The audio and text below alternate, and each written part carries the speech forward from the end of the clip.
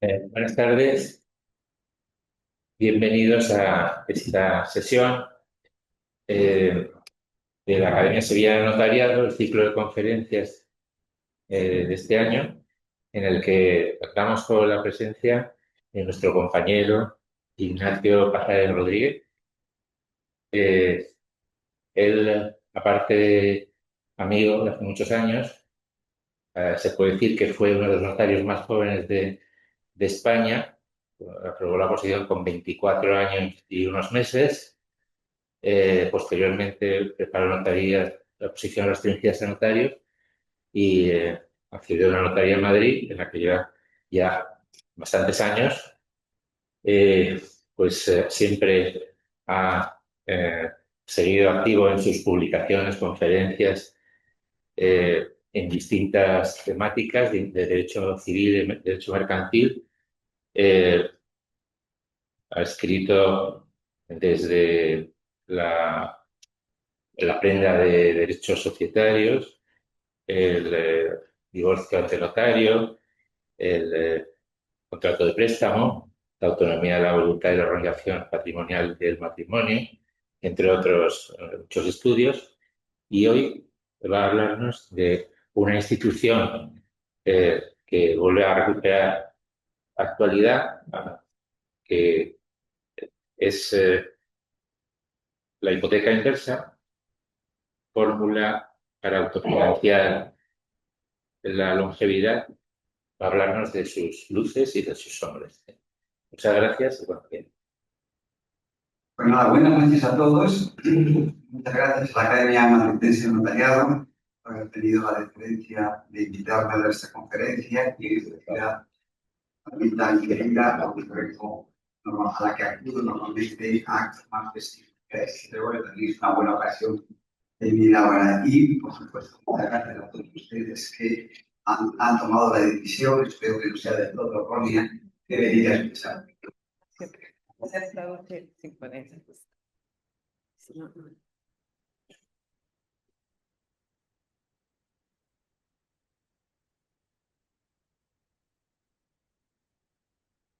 Bueno, se oye, bueno, pues ya una vez que me han instalado este artilugio a modo del escudo de un caballero, vamos a empezar a hablar de este tema, cuyo punto de partida gira en torno a la problemática que plantea en la actualidad el envejecimiento de la población. La longevidad viene a constituir una circunstancia vital que da especificidad a un sector de la población como si fuese un nuevo status civitatis que demanda una atención especial de distintos órdenes y por una pluralidad de factores médicos, profesionales, asistenciales y afectivos que requieren de una adecuada dotación económica.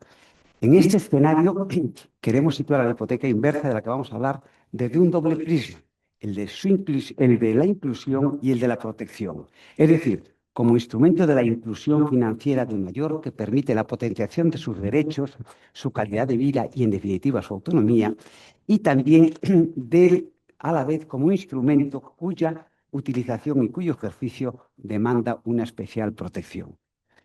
Este sector poblacional se mueve en un entorno que se caracteriza en buena medida por la carencia y por la fragilidad de su posición patrimonial y también por una tendencia a la fragilidad de su situación intelectual y de su condición física. Y por eso interesa, desde estas dos perspectivas, hacer esta conferencia. Hablamos de fragilidad económica, pues según dice el Banco de España, la renta evoluciona según el ciclo vital en forma de U invertida, de modo que decrece en el último tramo vital. Esta evolución determina que la situación económica de edad avanzada en muchas ocasiones sea delicada, insuficiente y en algunas ocasiones que muestre signos de precariedad. Se produce, por tanto, un contraste entre los ingresos decrecientes o estancados de muchas personas, los que provienen habitualmente de las pensiones, con las mayores necesidades, sobre todo médicas y asistenciales. Entonces, en esta situación se hace inevitable acudir a otros recursos, normalmente los ahorros, Pero en un país como España, donde la mayor parte de los ahorros se han canalizado a través de la inversión en la vivienda familiar, surge la problemática de cómo monetizar ese activo, cómo hacer líquido el único activo del que disponen muchos españoles en esta situación para conseguir recursos que compensen la insuficiencia del sistema público de previsión. Las personas que se encuentran en esta situación se enfrentan a un dilema. Por una parte, necesitan recursos, pero por otra, subyace la pretensión de conservar la propiedad para no interrumpir el tránsito hereditario. Con frecuencia, por ello, recurren a la primera solución, es la de intentar pedir un préstamo.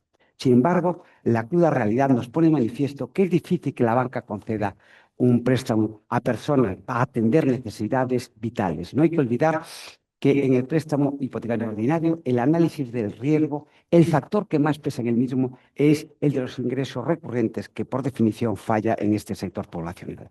Así se explica que si se consulta la estadística del Consejo General del Notariado sobre la aplicación de la Ley de Créditos Inmobiliarios en los últimos 3 años, el porcentaje de préstamos concedidos a personas mayores de 65 años es del 2,4%. La otra alternativa es realizar en dinero la vivienda y a grandes rasgos hay varias soluciones, según permitan o no la utilización de la vivienda, desde la venta de la vivienda hasta la venta reservándose la nuda propiedad, perdón, reservándose el usufructo, reservándose un derecho de arrendamiento, la figura de la renta vitalicia o el tradicional contrato de vitalicio.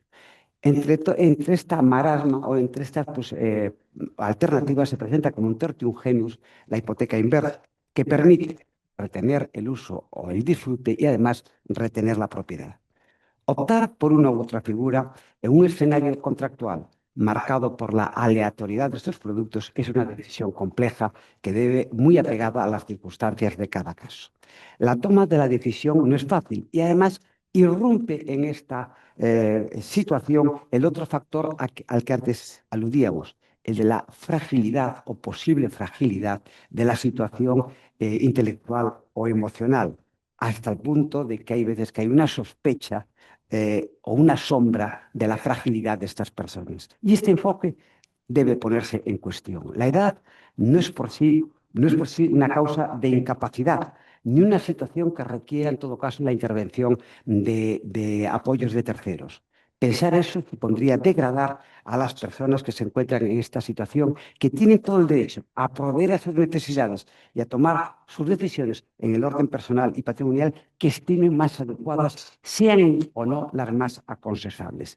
La labor de los operadores financieros y sobre todo los jurídicos no debe ser el de poner obstáculos o trabas a la ejecución libre de las decisiones de esas personas, sino tratar de adecuar, es decir, de hacer viables los presupuestos informativos precontractuales y contractuales para asegurar la adecuada formación del consentimiento negocial, lo que significa profundizar en la información sobre los efectos y consecuencias del acto jurídico. En definitiva, no suplantar ni negar la voluntad de estas personas que lo que tratan es de mejorar, atender sus necesidades y mantener su nivel de vida.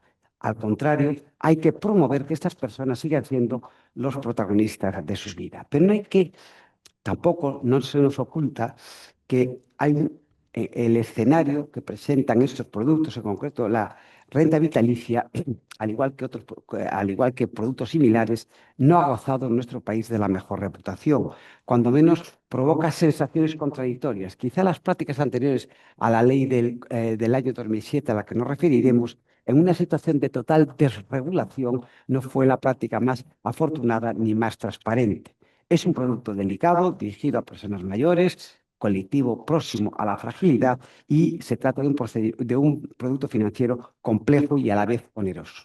Sin embargo, en contraste con esta situación, también podemos destacar, y es lo que yo trato de hacer ahora, si merece la pena plantearse desde una perspectiva objetiva que la renta vitalicia, perdón, la hipoteca inversa es realmente un instrumento financiero que puede resultar útil y que puede operar en condiciones de transparencia y de equilibrio económico. Y por otra parte, si subjetivamente para el público necesitado de flujo financiero constituye un recurso razonable, incluso podríamos decir el último recurso que le queda para mantener su inclusión financiera en la vida. El legislador ha visto algo de esto y, de hecho, en la exposición de motivos de la ley del año 2007, a la que nos vamos a referir, dice que hacer líquido el valor de la vivienda mediante productos financieros podría contribuir a paliar uno de los grandes problemas socioeconómicos que tiene España y la mayoría de los países. El desarrollo de un mercado de hipotecas inversa que permitan a los mayores utilizar parte de su patrimonio inmobiliario para aumentar su renta ofrece un gran potencial de generación de beneficios económicos y sociales con el consiguiente efecto positivo sobre el bienestar. Vemos, por tanto, que el legislador saluda favorablemente esta institución. Pero hasta ahora hemos hablado de la inclusión. Hablemos ahora de la protección que es necesaria. Y lo que tenemos que plantearnos es si contamos con el marco legal adecuado para este producto financiero que permita llegar fondos a la vivienda habitual. Y lo primero que se nos viene a la cabeza para contestar a esta pregunta de qué es una hipoteca inversa y para subrayar la dificultad de su comprensión es que se trata de un préstamo o crédito hipotecario, pero al revés. Es decir, que distorsiona la representación mental que tenemos nosotros en la cabeza de lo que es un préstamo. Nos surge una imagen deformada, como la que sale de un espejo convexo. El banco es el que paga, no el cliente. A medida que pasa el tiempo, la deuda, en vez de decrecer, aumenta. Los intereses no disminuyen, sino que crecen. Y el prestatario no es responsable de la devolución de la deuda. También son distintos los parámetros económicos que se tienen en cuenta para su concesión. Disminuye la importancia de la capacidad de generación de recursos y lo que toma más valor lo que toma más importancia es el valor de la finca. La duración y la cuantía de las cuotas para lo que se tiene en cuenta la edad y la esperanza de vida juega de modo inverso. Cuanta más esperanza de vida, más baja la cuota. Y a diferencia de lo que podría ocurrir en un préstamo hipotecario normal. Y por otra parte, no es un ejemplo de conmutatividad, sino más bien de aleatoriedad, circunstancia que conlleva que no sea siempre fácil aquilatar los riesgos. Además, pensando en términos monetarios, hay que tener en cuenta que comparativamente con los préstamos hipotecarios, con carácter general, el coste es mayor.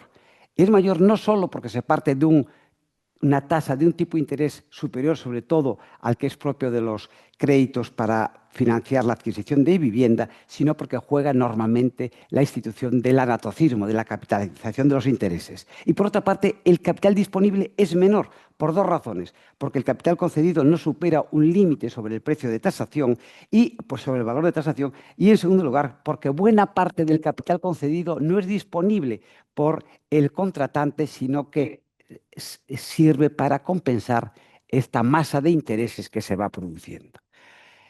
Por tanto, esta es la situación en la que tenemos que estudiar el marco legal y hemos de decir que, en definitiva, la ley del 41 establece un régimen jurídico especial para, para esta institución tan singular que presenta singularidades tanto desde el punto de vista del producto financiero, del préstamo, como desde el punto de vista de la garantía hipotecaria. Las características que conforman el tipo normativo de la hipoteca inversa son las siguientes. Son 5 requisitos. El círculo de personas a las que va destinada han de ser mayores de 65 años o tener gran dependencia. Solo pueden ser concedidos por entidades de crédito, establecimientos financieros o compañías aseguradoras. La garantía hipotecaria ha de constituirse necesariamente sobre la vivienda habitual. La finca ha de estar tasada y asegurada y el reembolso del capital no es exigible hasta el fallecimiento del usuario o beneficiario, o en el caso de ser varios, del último de ellos. Solo la concurrencia de estos requisitos permite que se aplique el régimen establecido en la Ley 41/2007. Pero de este régimen no deriva un modelo único, sino que hay distintas variantes en función de dos coordenadas. Primero, el sistema previsto para la disposición de fondos y la duración de esta disponibilidad. Si atendemos al primer criterio, la disposición de los fondos la hipoteca inversa, basarse en un préstamo con una entrega única o periódica, en un crédito abierto, en un crédito revolving o incluso en un crédito en cuenta corriente. Desde el punto de vista de la fuente de las rentas, esta puede ser una fuente vitalicia o puede ser temporal. Y luego veremos incluso que hay una subespecie que mezcla o que conjuga la renta vitalicia temporal con un contrato de seguro vitalicio. Además, hay otra figura al lado de esta hipoteca típica, que es la hipoteca inversa atípica, que es la que se crea al margen de la autonomía de la voluntad y que no reúne los requisitos de este tipo normativo y, por tanto, tampoco se le aplica su régimen jurídico.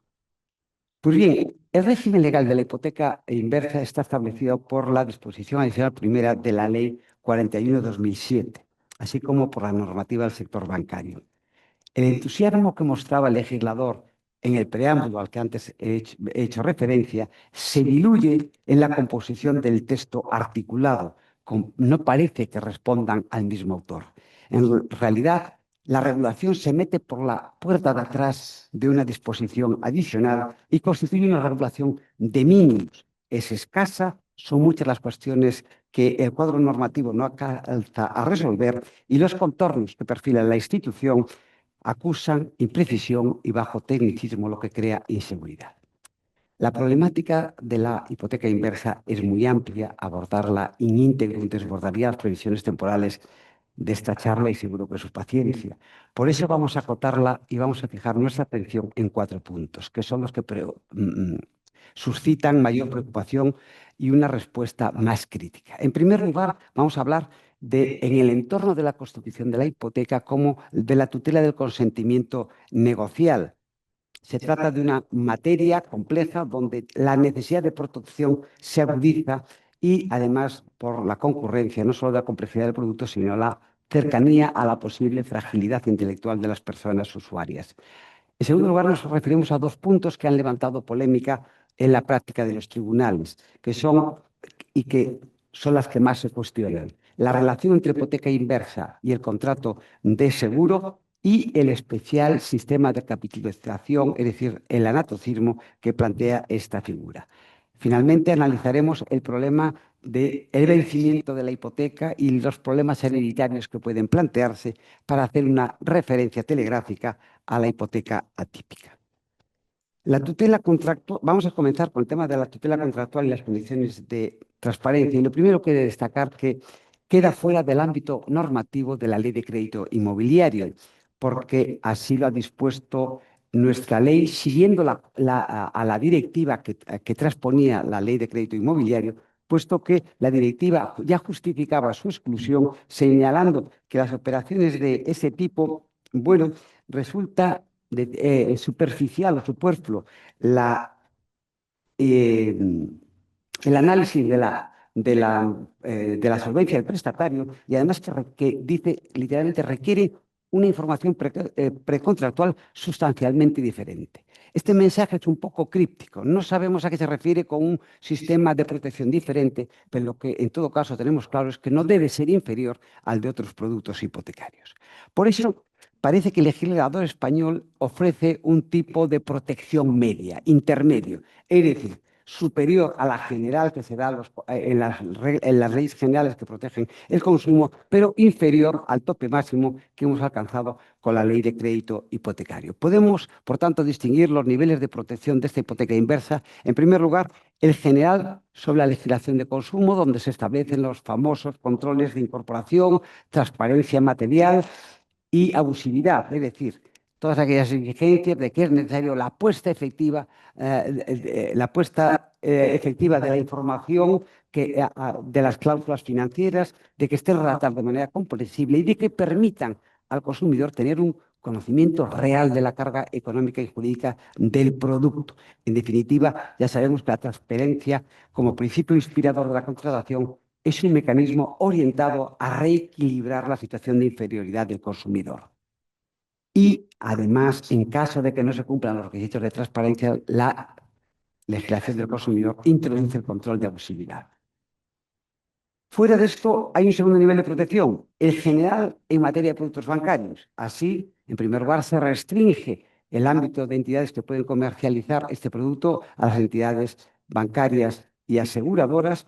En segundo lugar, rige el principio que afecta a todas las entidades bancarias que ofrecen productos, que es el de dar una información el propio banco o la propia entidad, aunque la jurisprudencia ha entendido que no era aplicable los requisitos especiales de la normativa MiFID. Y luego están las normas de transparencia que se figuran en la orden ministerial que regula la transparencia en los servicios bancarios. Luego tenemos un tercer nivel, que es el régimen específico que establece la Ley 41. Esta Ley 41 establece unas reglas concretas. En primer lugar, exige un asesoramiento independiente, al que ahora nos vamos a referir, y además ha provocado que se reformase, que se actualizase la orden ministerial del año 2011, estableciendo un capítulo especial para las hipotecas inversas en cuanto a la información precontractual que hay que poner a disposición del consumidor. Y esta ley, esta orden ministerial exige, como medidas concretas de la hipoteca inversa, que se ponga a disposición del cliente la guía de la hipoteca inversa, como se explican las ventajas e inconvenientes de este producto y se desgranan sus componentes. La oferta vinculante, que informa y facilita la comparación, la ficha de información precontractual, que aquí es específica porque se habla del importe máximo disponible, el tipo de interés, la modalidad de abono, el tema de la capitalización y la indicación si la renta va a ser temporal o vitalicia. Luego está la FIPER, donde se destaca el importe a reembolsar y los requisitos de disponibilidad. Y luego la ley introduce esta figura del asesoramiento independiente para reforzar el nivel informativo. Es decir, y obliga a las entidades de crédito a que suministren servicios de asesoramiento o información independiente a los solicitantes. Y es una medida de carácter obligatorio, es decir, toda hipoteca típica ha de pasar por el asesoramiento de una entidad independiente del banco. Sin embargo, la ley, como no ha sido desarrollada por el reglamento, no nos dice en qué debe consistir este asesoramiento. Podemos entender que la norma general de los productos bancarios habla de que sea una medida personalizada, orientada al mejor interés del cliente, análisis objetivo de sus condiciones y de su situación financiera. Pero es una regla genérica y parece que debe entenderse que este asesoramiento debe ser un asesoramiento transversal, que se centra en la evaluación de la conveniencia del producto y de su adecuación al consumidor que lo solicite. En definitiva, conveniencia y adecuación, es decir, comprobar en ese asesoramiento que hay correspondencia entre el producto y la situación económica, personal y colectiva del solicitante. La trascendencia de este asesoramiento es muy importante hasta el punto de que el notario ha de contrastar que existe y advertir expresamente en caso de que sea negativo, es decir, que el asesoramiento llegue a la conclusión de que no es aconsejable esta figura. Estas son las medidas de protección que tenemos, los tres niveles que hemos visto, pero podemos plantearnos, ¿son suficientes? Y la verdad es que después de ver la ley de crédito hipotecario, que tiene niveles de protección superiores, hemos de plantearnos de si no es conveniente sugerir a los agentes financieros que adopten medidas de protección adicional. Y en este sentido, entre estas medidas de protección adicional que deben de sugerirse está en primer lugar el asesoramiento notarial con el acta, de una manera análoga al acta previa que tenemos que establece la ley de crédito inmobiliario, porque intensifica el asesoramiento precontractual, intensifica la información en esta etapa y además provoca o produce ventajas para las dos partes. Desde el punto de vista del cliente, pues supone la verificación de que toda la documentación ha sido puesta a su disposición, el asesoramiento y la resolución de dudas. Y desde el punto de vista de la entidad bancaria también le favorece porque asegura o constituye prueba de que ha cumplido sus deberes de información, sus deberes precontractuales. Por lo tanto, esta información o este asesoramiento es útil, no está establecido por la ley, pero es aconsejable en su práctica. Y la segunda medida que pudiera ser aconsejable es la asistencia de familiares o personas cercanas. Es decir, es conveniente que participen los herederos y los familiares allegados en la toma de esta decisión de una hipoteca inversa. Pues yo creo que contar con el apoyo familiar a la hora de tomar una decisión favorece el proceso de formación negocial, asegura su buen resultado, aparte que permite a la persona mayor contar con un sostén emocional que se deriva de su acompañamiento.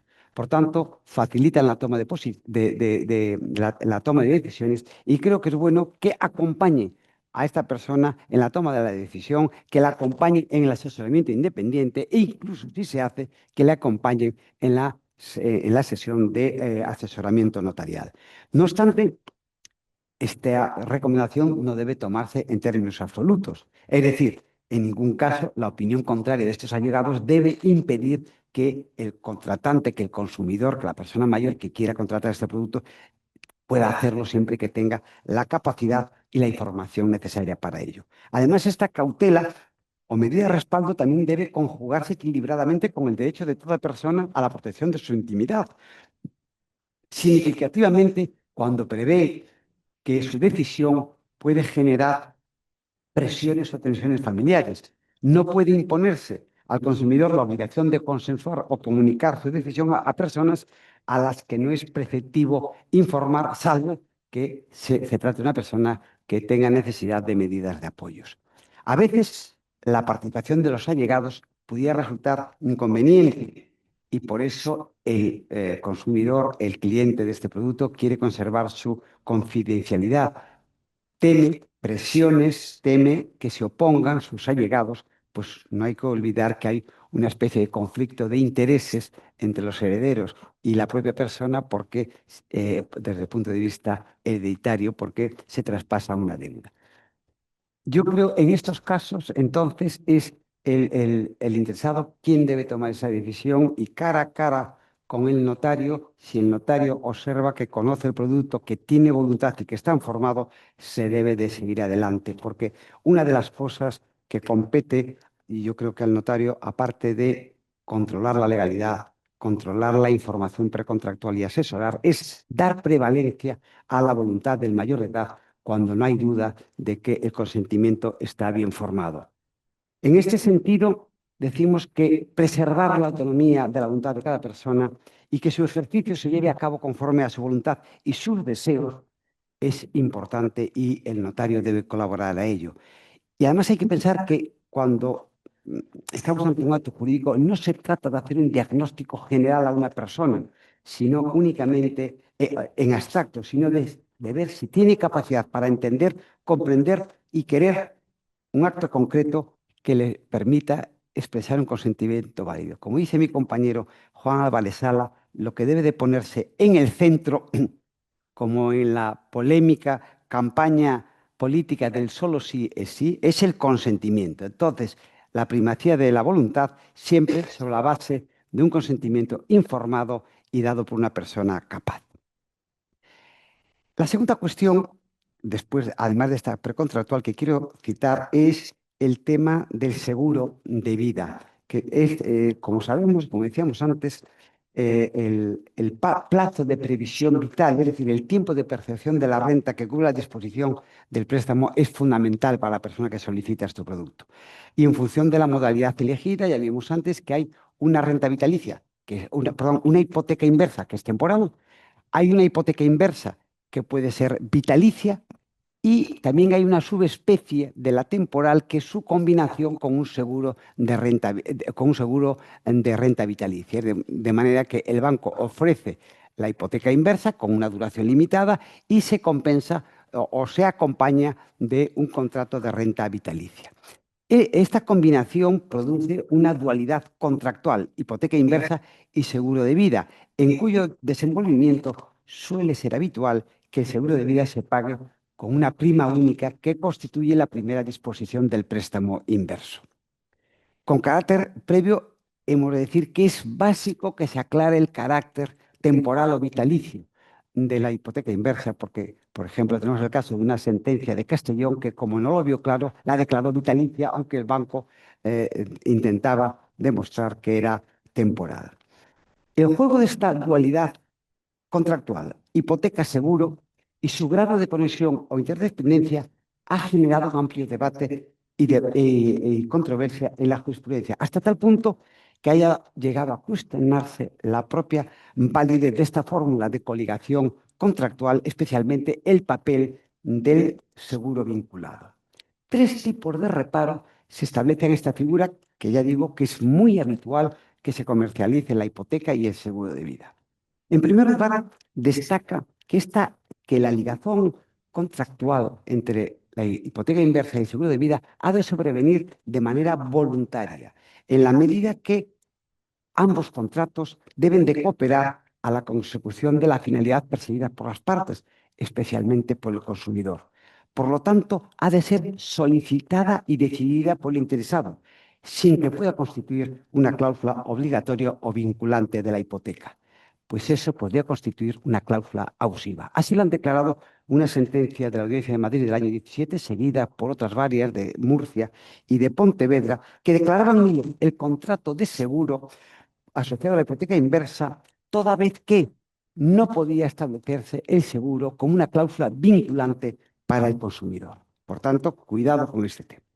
El segundo reparo que se plantea al seguro es que el seguro complementa contractualmente a la hipoteca inversa. Entre todos hay una coligación contractual y ofrece una solución integrada. Y, por tanto, las medidas precontractuales también que aseguran la información deben también aplicarse al seguro, de manera que el régimen de información y transparencia también ha de aplicarse al seguro. La sentencia de Pontevedra, a la que antes hacía referencia, llega a decir que el ofrecimiento activo por las entidades financieras de una información veraz y suficiente y comprensible es inexcusable. Es esta sentencia del año 20.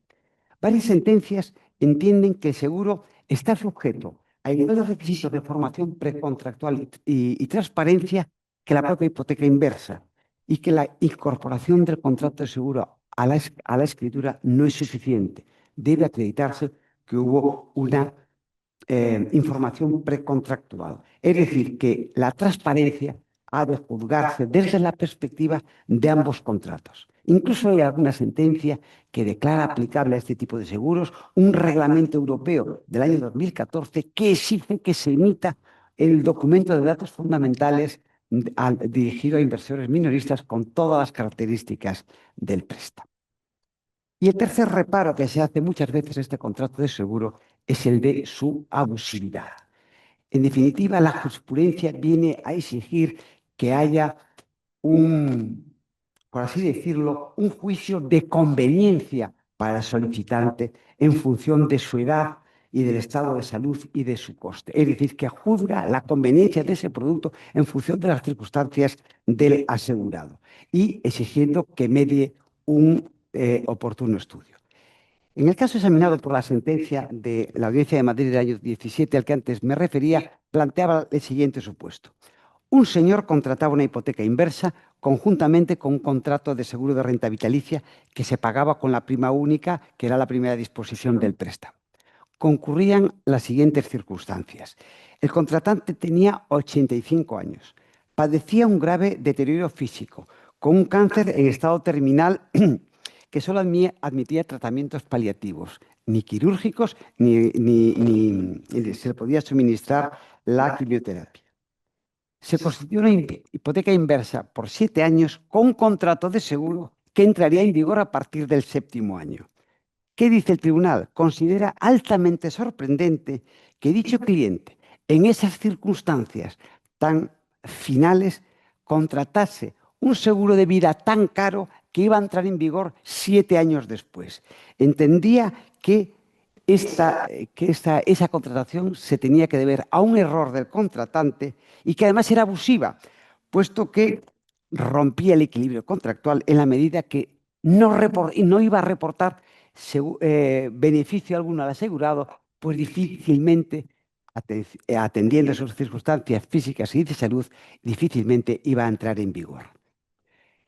También este seguro plantea el problema precisamente del pago, el tema de la prima única que se pague de una vez al principio del comienzo de la hipoteca inversa suscita desconfianza y reticencia en la jurisprudencia.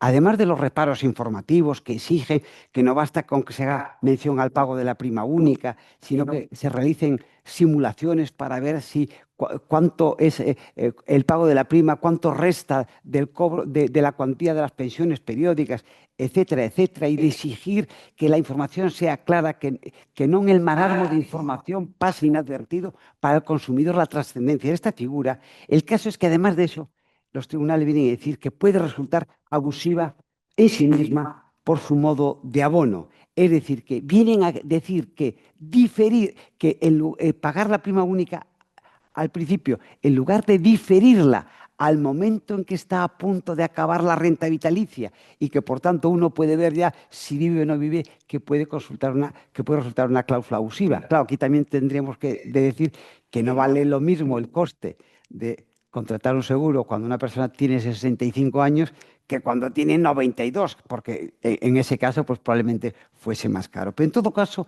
la Audiencia de Madrid y la de Pontevedra tienen una significativa jurisprudencia que hablan de que la cláusula de pago anticipado, salvo que se justifique de una manera clara, genera un palmario desequilibrio entre los derechos y obligaciones de las partes, porque solo supone obligaciones gravosas para una de ellas. Incluso la sentencia de Pontevedra llega a decir que esta situación roza comportamientos sancionados por el Código Penal.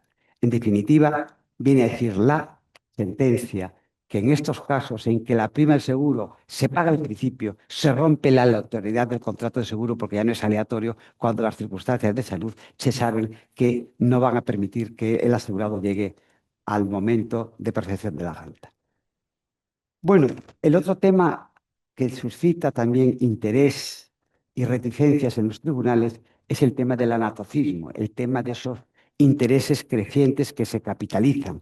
Esta problemática tiene un relieve especial en esta figura de la hipoteca inversa, en la medida que habitualmente se conviene la capitalización de intereses. ¿Por qué? Porque el capital no se amortiza ni se pagan intereses hasta el fallecimiento del consumidor, del prestatario. Entonces, dado que la hipoteca inversa se desenvuelve con parámetros distintos a los préstamos hipotecarios normales, puesto que se libera al prestatario del pago de toda obligación de pago, no se produce reembolso alguno, ni de capital, ni de amortización hasta el final de su vida, pues todo el tiempo es de carencia. Esto conlleva un sobrecoste extraordinario para el banco. Y esta situación se ajusta de dos maneras. Por una parte, se levanta el límite de la cobertura hipotecaria de los 5 años que establece el artículo 114 de la ley hipotecaria y por otra parte, convencionalmente, se ajusta con el pacto de intereses o el pacto de anotocismo. La desaparición del primer límite, es decir, del límite de los 5 años de intereses, la Dirección General dice que es una disposición natural, no hay que pactarla, que la hipoteca inversa no juega ese límite. Pero en cambio, dice que la capitalización de intereses, la Dirección General llega a decir que es lógico que se pacten, dado que los intereses no son pagaderos hasta el fallecimiento del acreditado y es lógico que puedan acumularse al capital para devengar nuevos intereses. Sin embargo, en este caso sí que es necesario el pacto. Y precisamente el pacto de anatocismo es el que vamos a examinar, porque requiere de un pacto expreso que no, y aunque no plantea problemas de legalidad o de admisibilidad, porque el Tribunal Supremo dice que es un pacto válido, pero aquí estamos ante una materia sensible porque es un pacto que se realiza en un sistema de condiciones generales de la contratación. Y además, al tratarse de un pacto que afecta a un elemento esencial del contrato, en cuanto eleva exponencialmente la carga económica, es necesario que conste este plus de información que la jurisprudencia exige para las cláusulas esenciales. De manera que el prestatario debe poder conocer que a consecuencia de este pacto se reduce la cantidad disponible del préstamo, porque la renta se reduce para que el banco reserva una cantidad para luego compensar con los intereses y además aumenta significativamente el coste de la financiación. Por eso, de la jurisprudencia menor, de la lectura de unas y otras sentencias, se puede resumir una serie de pautas que han de cumplir este pacto. En primer lugar, el pacto debe ser destacado como una cláusula relevante, de manera que el consumidor tome constancia, conocimiento de que afecta a un elemento esencial del contrato. Ha de especificarse el interés que se aplica, que el interés se aplica no solo sobre sobre el capital dispuesto, sino sobre el capital adeudado.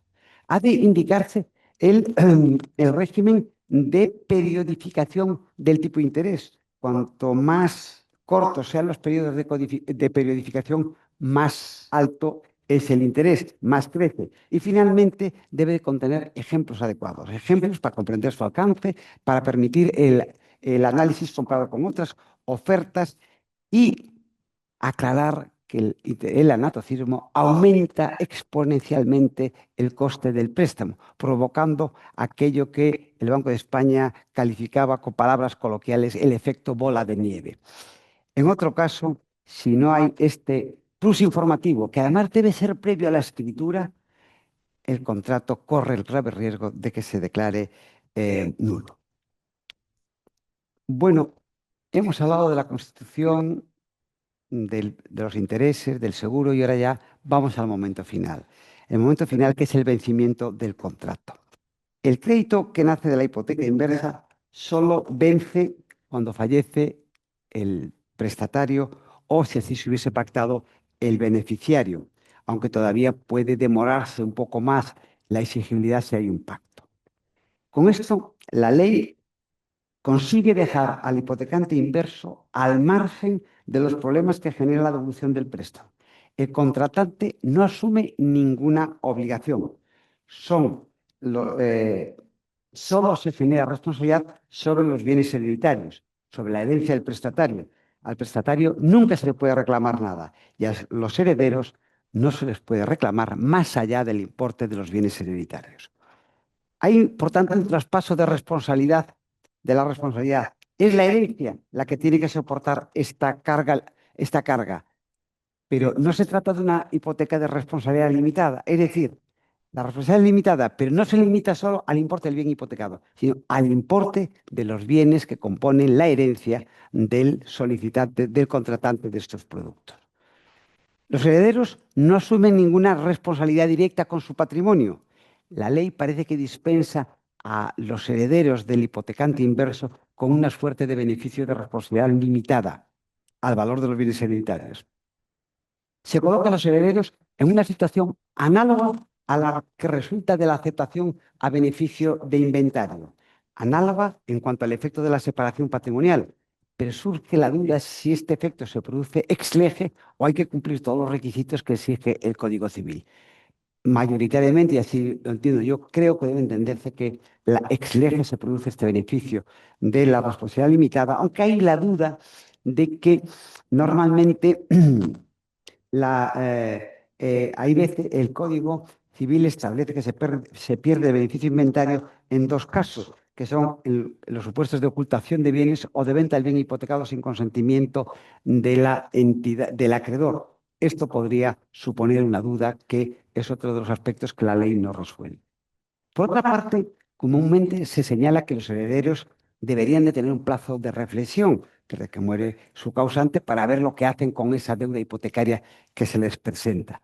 Porque en España, a diferencia de lo que ocurre en el derecho anglosajón, que la herencia se acepta ipso iure, aquí tomar cualquier decisión sobre la herencia exige su aceptación. Y para su aceptación, pues hay que saber de qué se compone, el inventario y todos los pasivos, con lo cual es algo que no es inmediato, que no es rápido, y de ahí que se hubiese propuesto la conveniencia de un periodo de carencia, que también sería conveniente para que los herederos pudiesen reflexionar en qué solución van a adoptar. Sin embargo, la ley no recogió esta medida. Hubo una enmienda que así lo propuso, pero que finalmente fue rechazada. Aunque he visto que en algunas de las hipotecas que circulan por el mercado, convencionalmente se da un plazo de 9 meses a los herederos con carencia, es decir, sin que la deuda produzca intereses para que tomen una decisión. Y esta decisión, los herederos han de tomarla y tienen varias opciones. Pueden pagar la deuda, ya sea a sus expensas, ya mediante la venta del bien hipotecado, siempre que entendamos que la falta de consentimiento del banco no produce la pérdida de beneficio inventario. También pueden tratar de negociar una dación en pago con el banco. Es posible que noven y que se subroguen en la hipoteca o que constituyan una hipoteca nueva para asumir esa deuda, con lo cual se produce una vinculación hipotecaria intergeneracional, o pueden también simplemente renunciar a la herencia o desentenderse de la misma. En este caso sería cuando el banco podría ejercitar su derecho el jus distraendi. Porque aquí hay que aclarar que, a diferencia de lo que se ha sostenido por algún autor, el banco no puede quedarse con la finca hipotecada. Es decir, si no hay una solución convencional de acuerdo con los herederos, el banco no le queda otra que ejecutar la hipoteca por uno de los procedimientos legales, lo cual también es una garantía de estos herederos, porque ahí podrán incluso poner objeciones de abusividad. Pero en realidad este producto no está pensado para que el banco vaya a ejecutar. Por eso el porcentaje de capital que se concede sobre el valor del inmueble no suele ser para el 70%, porque de esta manera hay un colchón para en caso de que la renta sea vitalicia, para que el banco se cubra si al final la edad del contratante es superior a la convenida, y también para que los herederos tengan un incentivo para intentar pagar la deuda, sabiendo que el importe de la deuda es inferior al de su valor de mercado. Pero el vencimiento del contrato también plantea otro tipo de conflictos intrahereditarios. Estos conflictos pueden surgir cuando la hipoteca inversa afecta a más de una persona, es decir, cuando hay varios contratantes, porque ahí, si hay varios contratantes que hipotecan una vivienda común, sea ganancial o privativa, en principio la responsabilidad afectaría a dos herencias, de manera limitada a las mismas herencias, pero afectaría a dos herencias. Si la distribución del préstamo, si la participación del préstamo no fuese igualitaria, surgiría el problema de si se mantendría esa cuota desigualitaria en la responsabilidad hereditaria. Y por otra parte, también hay la duda de qué ocurre si solo hay un hipotecante, pero hay dos contratantes del préstamo. En primer lugar, hay que plantear si es posible que dos personas, matrimonio, contraten el préstamo, pero solo uno de ellos sea el titular de la finca. Porque en ese caso, el contratante no hipotecante es deudor. La ley no lo prevé, solo nos habla de la responsabilidad limitada del hipotecante, pero sería ilógico que una persona que se obliga no tuviese ninguna responsabilidad. En ese caso, también surgiría el problema de cómo se reparte la responsabilidad entre los dos co-contratantes, si en atención a la cuota de préstamo que cada uno asume, en función del cuánto de las rentas percibidas por cada uno. En definitiva, esto es un problema que se puede plantear, sobre todo cuando los herederos de las dos herencias implicadas son diferentes. Y también puede ser el supuesto frecuente de que el préstamo inverso se pacte de forma solidaria.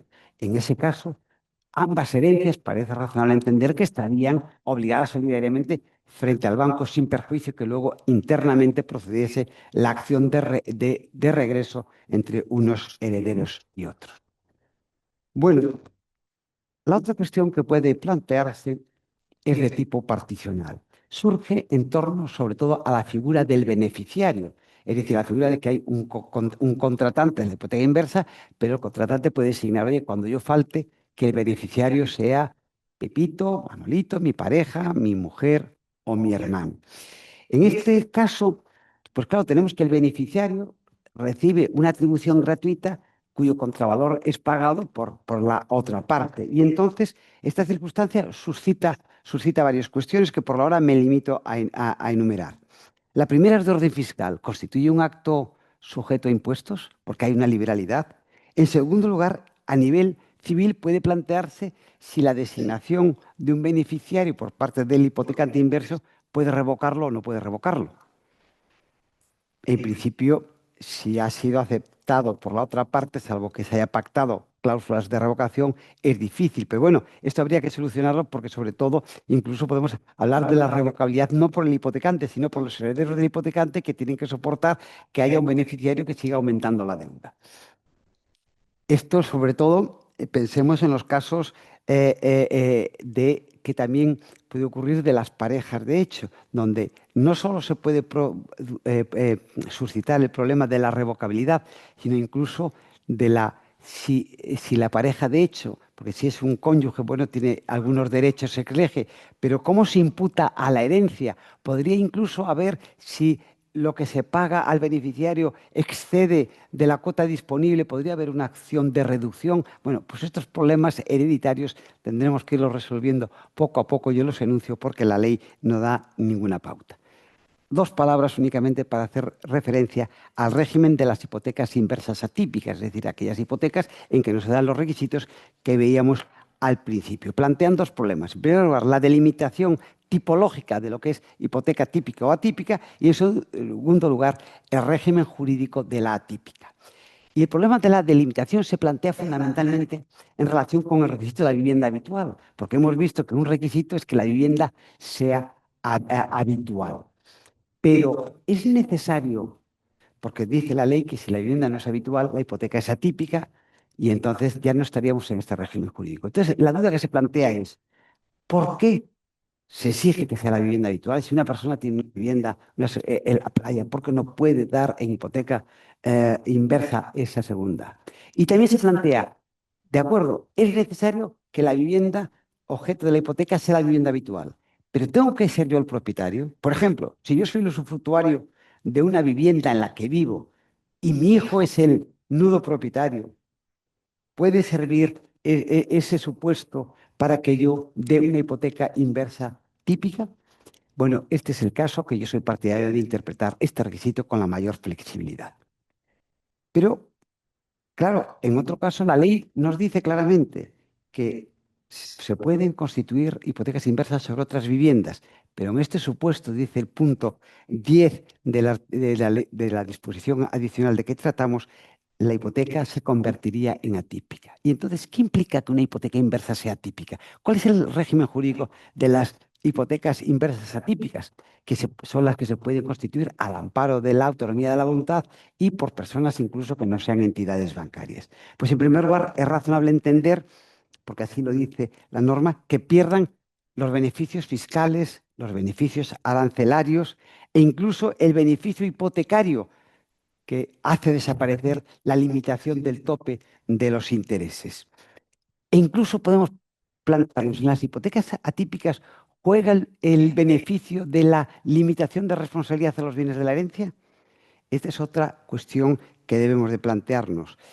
Y probablemente no haya una respuesta a priorística y global válida. Hay que examinar las circunstancias de cada caso. Pero con carácter general, desde mi punto de vista, debiera entenderse que el régimen de la hipoteca atípica pierde todos los beneficios que la ley concede al acreedor, pero no las reglas que protegen al prestatario.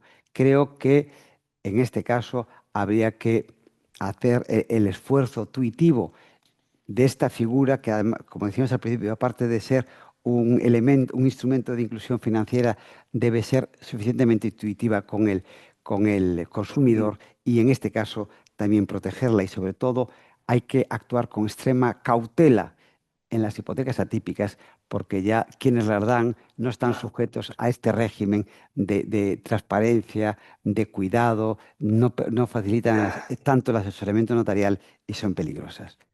Bueno, y muchísimas gracias por haberme escuchado durante este rato.